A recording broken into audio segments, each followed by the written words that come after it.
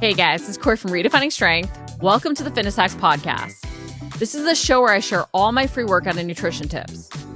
I'm not going to ever fill this episode with sponsorships or ask you to buy anything. All I ask in return is if you're enjoying the podcast to leave a review or leave a 5-star rating.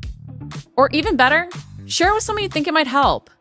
This will only take a few minutes and would mean the world to me and possibly change the life of someone you know. So let's jump right in.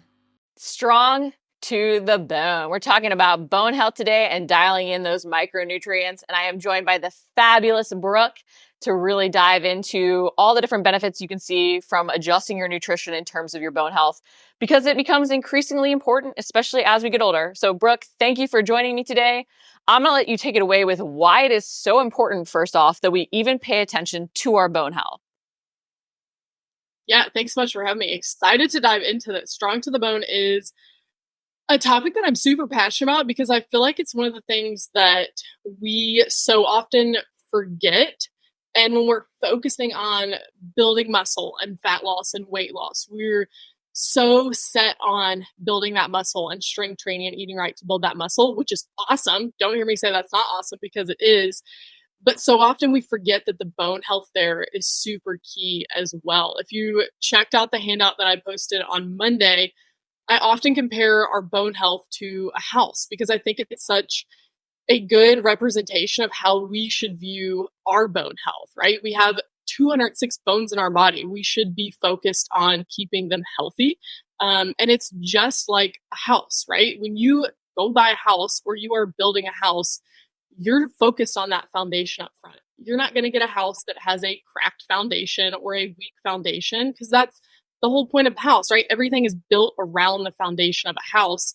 Our bones are the same way. Our bones are often compared to the foundation of our body. And I feel like we forget that a lot and just don't focus on key nutrients that we need for bone health, and get so caught up on all these other things. So in conjunction with building muscle, it's super important to also focus on that bone health, and being proactive in this is going to be key, especially for women, especially as we do age over time. And I love that you bring up that this often isn't the focus, because I don't think that's a negative thing, but I think it's something we have to note, because when we do a lot of times look to make dietary changes or workout changes, it is for aesthetic purposes. We want to lose weight, we want to gain muscle. As much as people might blame us for being vain for that, it is the reality. And you know what? I like being a little bit of vain sometimes too, and taking an appreciation for how I look, because I think it's taking care of our body. But in seeking those aesthetic changes, you're not always going to see the progress you want every single time. And you're still going to have to keep doing the habits and finding ways to implement the habits. So celebrating the other good things those habits are doing for you is super important. So diving into the micronutrients that we need to improve our bone health. What's the first one that we often hear about? It's calcium. Can you talk a little bit about why calcium is so important, and then even the other micros that we need? Yeah, absolutely. So we like to look at bone health as kind of a trio in terms of looking at nutrients. So the big three in terms of the trio are going to be calcium, vitamin D, and then vitamin K, which we often don't think about. But you've probably heard of calcium. It's a very big one. It's often something that we tell our kids, right? You constantly are telling your kids to drink their milk to help them build strong bones. But then as we get older and as we age, we forget that the recommendations are still the same for calcium. And over the age of 50, there are actually more that you need to get in that calcium. So I feel like that is something that we focus on potentially earlier on in life with kids. And then we forget that it's super important as we age. So again, especially as women, when we get close to that perimenopause, menopausal, even postmenopausal season of life, our needs for calcium drastically increase. So if you are currently in menopause, your estrogen is slowly declining. And if you're postmenopause, you're kind of at bay, right? You don't have much estrogen in your body. But what we don't often realize is that estrogen is a good protectant for our bones. So it really is helpful, and it kind of works in conjunction with calcium to protect our bones. So if your estrogen is drastically declining, your levels for bone loss are going to accelerate, which is what we don't want. But aging is inevitable. So like I said, it's going to be key if we're proactive here at increasing those calcium needs. Due to that estrogen declining, our bone health, our bone mineral density is going to decline as well, which can lead to osteoporosis at some point in life. And we're at risk for osteoporosis when we do go through menopause and hit that postmenopausal season of life. So calcium is really going to be key to get in, and focus on a couple key food sources to help with that. If you do track your food, MyFitnessPal is a great tool because it actually shows your daily calcium that you're getting in when you're tracking your food. So things like milk and yogurt and almond milk. If you don't do dairy, you could do soy milk, cheese, edamame, almonds. All of those sources are going to be really rich in calcium and super important that we get in. I think it's important to note that you mentioned your need increases, because a lot of times we write ourselves off as not being able to accomplish something because of aging.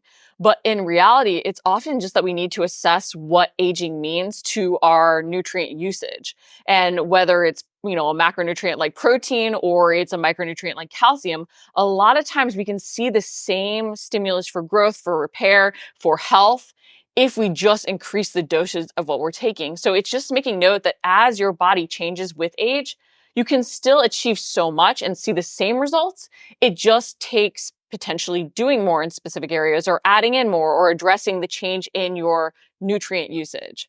So off of calcium, vitamin D and vitamin K are something you brought up, and they are very important to even better usage of calcium. Can you talk a little bit about those?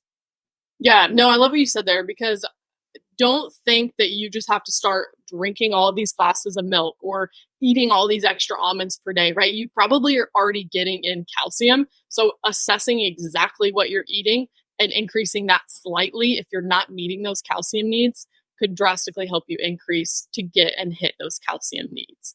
Like I said, with the trio, if we're looking at calcium, the other two are going to be vitamin D, vitamin K. So vitamin D is really, really important because it really helps calcium be absorbed more efficiently in our body. So you don't want to be eating all this calcium and not necessarily focus on vitamin D. So we definitely want to consume, like I said, these trio of calcium, vitamin D, and vitamin K all together, not necessarily focusing on one more than the other. So vitamin D, the sunshine vitamin, a very common one that we talk about, but not so much for bone health. So it's really vital, like I said, to consume in amounts and get out in the sunshine so that calcium can be better absorbed. Without that sufficient vitamin D in our body, our bones can start to become thin and brittle and weak over time, which we obviously don't want. And just like calcium, your vitamin D needs do increase over the age of 50 as well. So continuing to focus on that, really seeing what you're doing now and then how you can increase that is going to be helpful, because as we do age and as we get over that age 50, our skin is not able to absorb that vitamin D as well as it used to. So really getting out in the sun, like I said, but also more so focusing on these food sources is going to be key, since our skin isn't converting as much of that sunlight to vitamin D as it might have prior. So food sources that we're looking at for vitamin D are things like salmon and milk and tuna, egg yolks, mushrooms, cod liver oil even, kind of some random food sources. And you've probably started to pick up on the food sources are similar across the board. So egg yolks are also a little bit higher in vitamin K. So that kind of knocks out the two birds with one stone there. So continuing to look at, yes, getting out in the sun, but also realizing that, again, over time, your body does not absorb as much vitamin D, that even more so focusing on these food sources is going to be really key for focusing on that bone health. And it's getting in that diversity of foods as well. You don't have to feel like you're just cramming down a ton of yogurt to get calcium. You don't have to feel like you're just stuffing yourself with salmon to get that vitamin D. You can use that diversity to really make sure that you're getting even in other micronutrients that might be available in other foods to really keep yourself healthy. And then even assessing, am I getting enough calcium? Could it be the vitamin D? Or am I getting enough vitamin D and could it be the calcium? You want to think about how you can efficiently get enough of everything over just focusing only on one micro, because they really do work together. Now, off of that, I think vitamin K is not talked about quite as often. Can you highlight why that's so important in balance with calcium and vitamin D for our bone health? Yeah, I love vitamin K. I find it super fascinating, like you said, because we don't talk about it. It's not a popular vitamin that people like to focus on. But vitamin K is really key for that bone matrix formation. So when we look at like the kind of the composition of our 206 bones in our body, you often think of like compact bone. There's also spongy bone in there, but that bone matrix, which is what the vitamin K is going to help support, are those protein fibers and things like collagen in there that's really going to help support that overall structure of the bone. So when we start to consume more sources of vitamin K, it really is going to help. Like I said, more of those fibers and collagen. You probably heard of the collagen, that's a big one. But it's going to help go in and really support that. So vitamin K also helps, just like vitamin D, absorbs that calcium better in all of our bones. So again, we don't just want to focus on calcium, kind of focusing on all of these three in conjunction with each other. So when we're looking at vitamin K, oh, go ahead. Oh, no, I was just going to ask you Or, about food sources of that specifically because I think it's something we haven't focused on as much. yes, totally. So vitamin K, like I said with vitamin D, the egg yolks is a big one. But also when you think vitamin K, think a lot of your green vegetables. So spinach and broccoli and cabbage and kale, all of those are really high in vitamin K as well. So you get your leafy greens, you have them with your salmon, you add in even maybe some mushrooms, and then you put some cheese on the top, and you got this great like salad with salmon dish, and you hit all the things you need for your bone health. Right there is the meal that you're gonna all be making. I'd actually love to hear what meals you do make out of these things. But with all of this, it's about getting that balance, and it's about even as you brought up at the beginning, tracking what you're doing. Because I think so often we don't know where we have those deficiencies or where we're not getting enough. And off of this, like as much as I believe supplements are supplemental, I do want to touch on this because I think so often it is a struggle to get in enough from our foods. If someone were looking to supplement, what would you sort of recommend they do? Yeah, I love that. So I do think supplements are a touchy subject, but I often think that subject or those supplements can come into play greatly here, especially I know we've said it a lot, but really getting through that menopausal season of life, ending up on that postmenopausal season of life, this bone health just becomes so much more, or it should become so much more of a talked about topic, and really focus on for that preventative health, but also that longer life expectancy. You really do want those strong bones in every season of life. So when we're looking at supplements, like I said, with vitamin D, as you get over the age of 50, your skin doesn't absorb and convert that vitamin D as much to what your body needs. So looking at potentially when you're assessing your MyFitnessPal, even looking at how much calcium you're getting in, seeing if you're even in the sun. Often, right? A lot of us work indoors. A lot of us don't even get out in the sun as much as we think that we do. So looking at supplements like a calcium supplement, a vitamin D, and then a vitamin K supplement as well can be super helpful. If you feel like you don't get those food sources in often, and often meaning probably 2 to 3 times a week, or you find that you're really not in the sun, or you're in a part of the country that isn't super sunny all the time.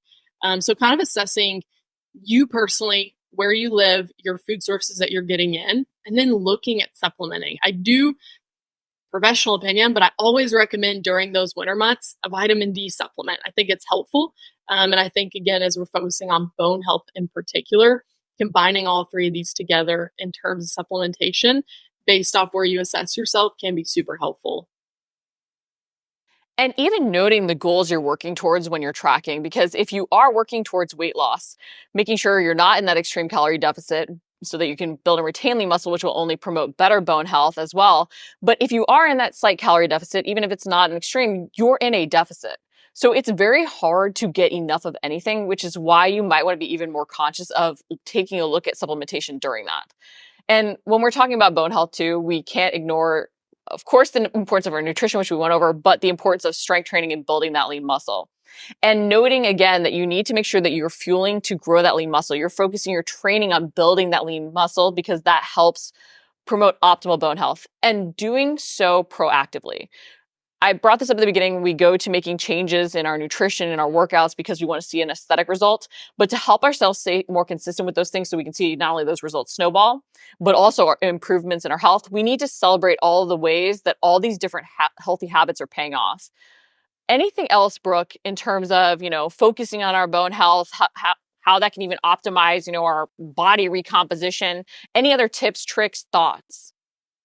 Yeah, I love what you brought up there actually about goals, because no matter what your goals are, if it is fat loss or weight loss, or potentially just an aesthetic goal, all of those are fantastic goals, but bone health should be included in there. You don't want to look a certain way, but then have weak and brittle bones. And as you age, those start to cause issues like as women age and as we get older, more prone to falling, more prone to fractures if our bones are weak. I don't know about anyone listening, but I want to be strength training at age 80 or 90. I want to be running around with grandkids. I want to go hiking with my husband at any season of life. So again, no matter what your goals are, I think looking at the overarching picture of I need strong bones to be able to do all of these things in life is really key here. And I think it even helps us focus on these food sources, supplementation, strength training a little bit more. That no matter what our short-term goal is, our long-term goal, that is also going to play a role in this as well. And that longer life expectancy. Women actually live longer than men. So this is even more important for us to focus on as we go through all of these different seasons of life. And we're giving ourselves more ways to measure success when we are thinking in terms of the other health benefits of things.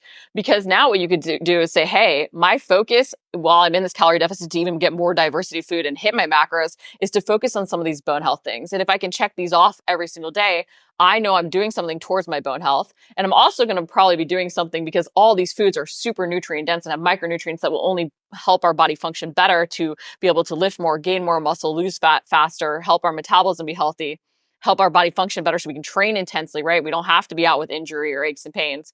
So it's thinking about how can you use things like this that focus on long-term health to keep you more consistent towards those aesthetic goals or performance goals or whatever else you set, and how you can give yourself more ways to measure success.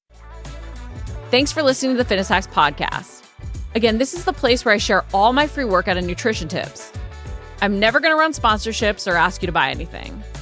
All I ask in return is if you're enjoying the podcast to leave a rating or review or share it with someone you think it might help. This will only take a few minutes, and it would mean the world to me and possibly change the life of someone you know.